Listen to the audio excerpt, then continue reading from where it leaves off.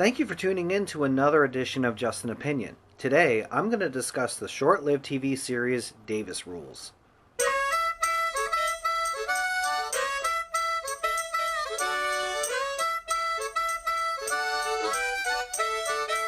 This show aired 29 episodes from the winter of 1991 until the spring of 1992 on both the ABC and CBS network. It featured established actors Randy Quaid and Jonathan Winters,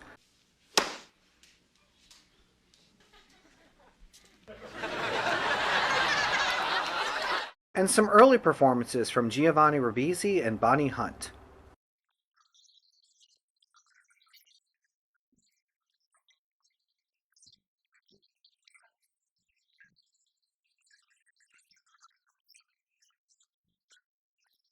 The show debuted in January of 1991 as a mid-season replacement, the first episode having tremendous momentum, airing after the New York Giants-Buffalo Bills Super Bowl. When put in regular circulation, the show was on the same night as ABC powerhouses Who's the Boss, Roseanne, and Doogie Howser, but for some reason it really didn't catch on and it was canceled. But then CBS picked up the series and gave it their best effort, but again, it really didn't find an audience. Why? Well, I don't really know. To be honest, I remembered enjoying the show as a kid, so I was excited to revisit it when I found it. But it wasn't quite as good as I remembered. You know, I like to sleep in a t-shirt. Nothing more, nothing less. Just 100% cotton. And that's it. Now that's just an opinion, but it's okay. I still found some redeeming qualities in the show, some I didn't appreciate at the time. The show focused on the Davis family, with single father Dwight, his 3 boys, and his wisecracking dad Gunny. Hey, he's had enough of that stuff. Don't give him any more. Make his legs soggy.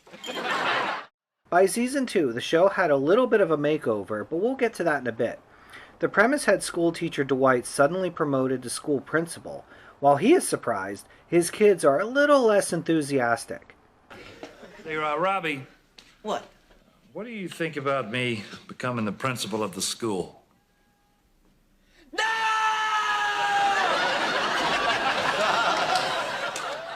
That's what I thought. The show splits its time between Dwight's home and school. Nothing too unique, but still enjoyable. You guys ever hear of Bigfoot? Dwight? Man, I'm not kidding. He's about at least 10 feet tall. Covered with hair, half man, half man, half... Well, whatever he is, he's half and half. So let's get into characters. Most people knew Randy Quaid as a quirky supporting character type, most notably Cousin Eddie from Christmas Vacation. For me, this was the first time seeing him as a leading man. Dwight certainly had his hands full with 3 children at home and a whole school to deal with during work hours. Hi, Dad. Hey guys, didn't I tell you to pick this place up? We tried, but it was too heavy.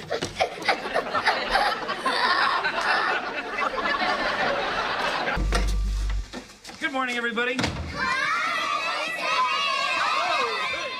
But when he's not busy with that, Dwight is in the search of love, but also constantly joking around with his father. What did you do, a grown man and principal of the school, to allow yourself to be put in detention? Well, I went to detention because I was very naughty. And I made a date with the teacher. Next, we get Jonathan Winters as Gunny. I now know Winters had a legendary comedy career, but at the time of the show, I just recognized him from a Disney Halloween special and a guest appearance on Scooby-Doo. Today, Scooby-Doo meets Jonathan Winters. Gunny was mainly the comic relief of the show, but also a counseled elder who could sometimes help the kids or Dwight with some of their problems. On to the children. We first get Robbie, played by Trevor Bullock. Robbie was very much a brooding and confused teenager. How's it going, Rob? Do you have to know everything?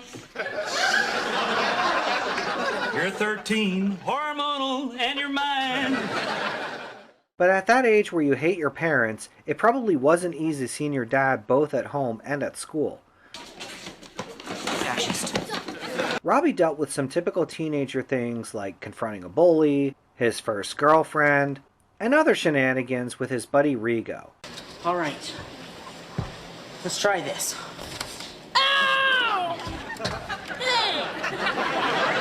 It's no use, Rigo.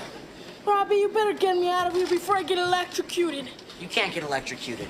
The lights aren't on. Next up, we get Charlie, played by Luke Edwards, who you might recognize from the late 80s smash hit The Wizard. As the middle child, Charlie really didn't find his place, but he had a few gimmicks. My favorite being that he was a young chef. What are you doing? The chicken was dry. It wasn't dry. Everybody thought it was delicious. They said that it was very tasty. Tasty's what you say to be polite. It's like an ugly girl having a great personality. Another episode, he was an advocate for the school band. You get the idea. But Charlie definitely had the most heart of the children, hoping that Dwight would remarry at some point. You miss your mom, don't you? Yeah, I miss her too. But whether Cosmo becomes your new mom or not, I mean, she's always going to be your friend. She's just that kind of person. In hindsight, I kind of thought they would have done more with this actor given the box office success of The Wizard, but that really wasn't the case. Rounding out the children, we get Little Ben, played by Nathan Watt. Well, there's not too much I can say about Ben. He was just kind of there as the young child. He wasn't an annoying character, but he was a little bit forgettable. I will say he did have some fun scenes with Gunny. I think what we should do is get you a midnight paper route. How about that? Up 216 houses, up one side, down the other, and no bicycle. See you around, Ben. And then also in season 2 had some cute scenes with Skinner.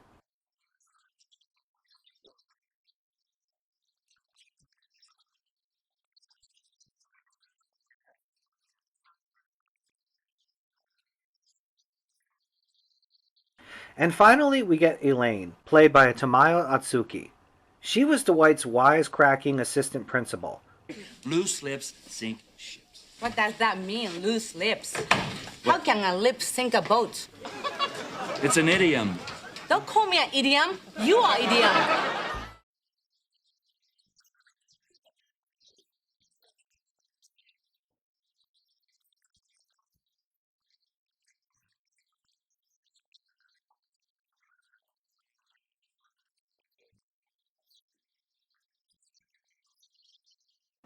So with season 1, it's hard to say what the plight was.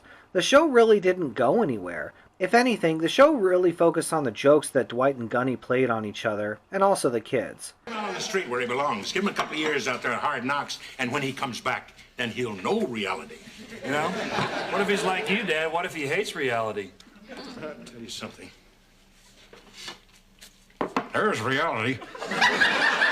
No butter. One of the few linear plots was Dwight dating Cosmo, played by a young Patricia Clarkson. Within the scope of the show, I will say they had good chemistry together, but that would all change in season 2. And it's your fault that I'm not eating garlic chips tonight because I like garlic chips, and if you weren't here, I wouldn't care how bad my breath was. There are no garlic chips left. I finished them. I fold. So season 1 ended in April of 1991. As previously discussed, the show was canceled by ABC, but then picked up by CBS and returned to television at the tail end of the same year. But we got some character changes. Cosmo unfortunately did not return, her character returning to a convent. And surprisingly, Robbie didn't return either. His character's absence explained that he was studying abroad in Europe. But never fear, we get a new character and some others promoted to the main cast. First, we get Skinner, played by Giovanni Ribisi, credited as Vanni Ribisi. His character was sent to live with the Davis family as a favor to some college friends of Dwight. Skinner was a great addition to the cast. Because he wasn't a blood relative, I think he gave the writers some more creative freedom for the character as an outsider to the Davis clan.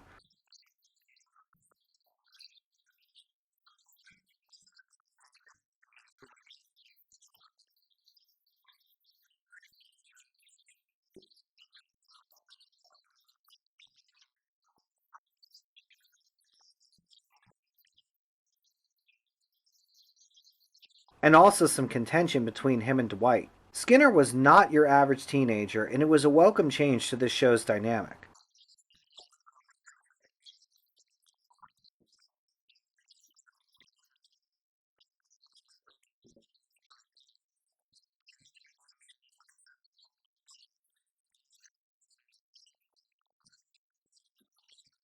Promoted to the main cast was Mrs. Rush, played by Deborah Mooney.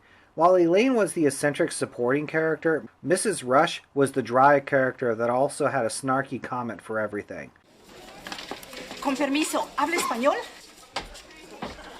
No, but a few of our Spanish teachers might. Considering she is in nearly every episode, it was nice to have her featured as a main cast member in Season 2.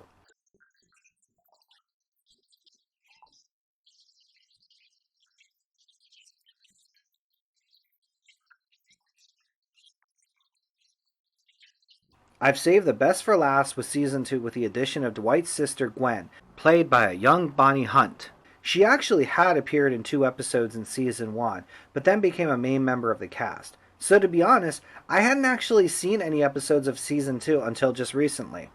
Gwen's character was new to me, but she was the highlight of the show. She fit in perfectly.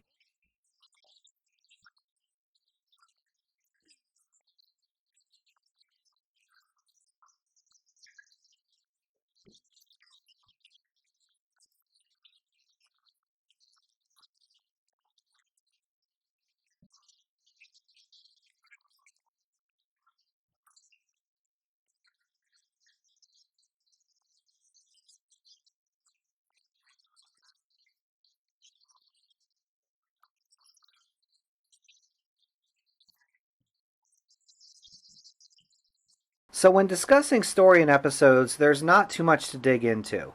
Davis Rules kind of played it safe, keeping everything lighthearted and kid-friendly. Do I remember Aunt Gwen? Sure you do, yeah. The last time she was here, you were potty training, and she put those little targets in the toilet. Ben, you've come a long way. Those target things are gonna pay off one of these days. Why do you stare at me like that? There weren't really any very special episodes or anything like that, but they did slightly push the envelope here and there. In one episode, Skinner is dating a pregnant girl, played by a young Carla Gugino.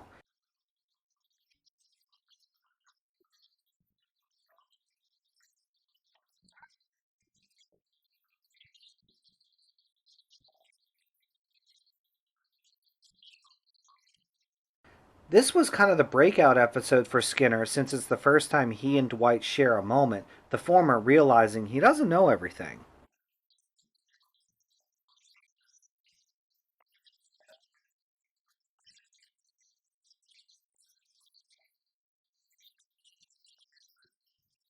In the same vein, I think Gwen's humor was a little bit geared more towards adults, but probably safe enough in that it went over kids' heads.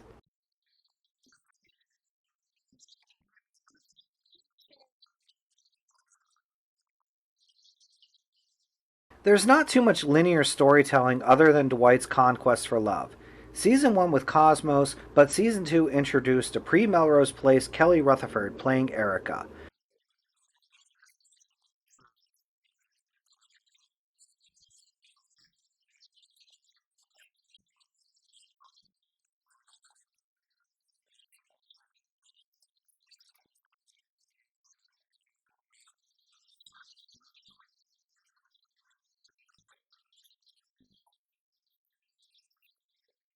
But if you ask me, the highlight of this show was simply the jokes between Dwight, Gunny, and eventually Gwen.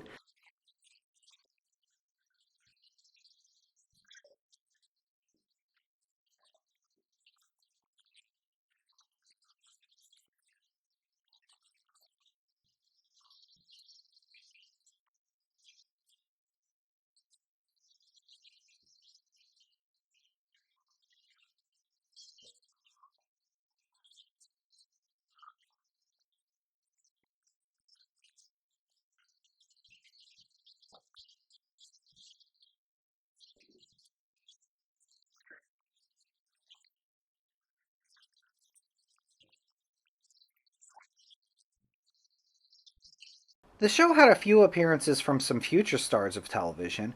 We get a young Sean Hunter who proved to be a ladies' man even before Boy Meets World.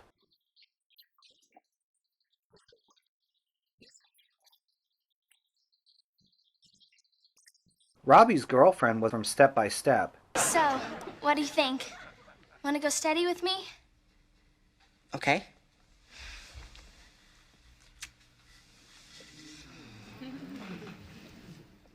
So what else is going on? And this golf store employee had quite the future ahead of him in the world of crystal meth.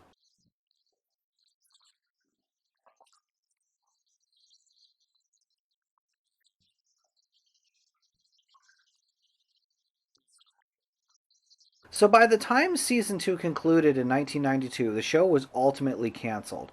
There was no final episode, no formal ending. I don't know the details, but I can imagine when a show jumped networks with an 8-month hiatus in between, people who watched the show kind of forgot about it. I was one of them. It was an interesting experience revisiting this short-lived series. When'd you get in? This morning, but Dad can't know I'm in town until tomorrow when I surprise him at work. Yeah, at exactly 3:17 p.m. Check. You told me you couldn't get in touch with Gwen. I lied. You lied to me? Oh, we lied to everyone. I lied to people I don't even know. At first I was lukewarm to the show, some of my memories not holding up, but season 2 was brand new to me, and I enjoyed it more than I would have thought.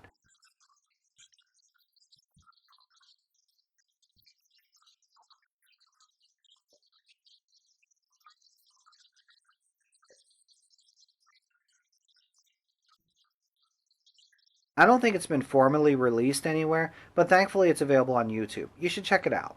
Thank you so much for watching, and please do leave a comment. I'll be back soon, but this time I'm going to talk about even more scary sitcoms. I hope you check it out.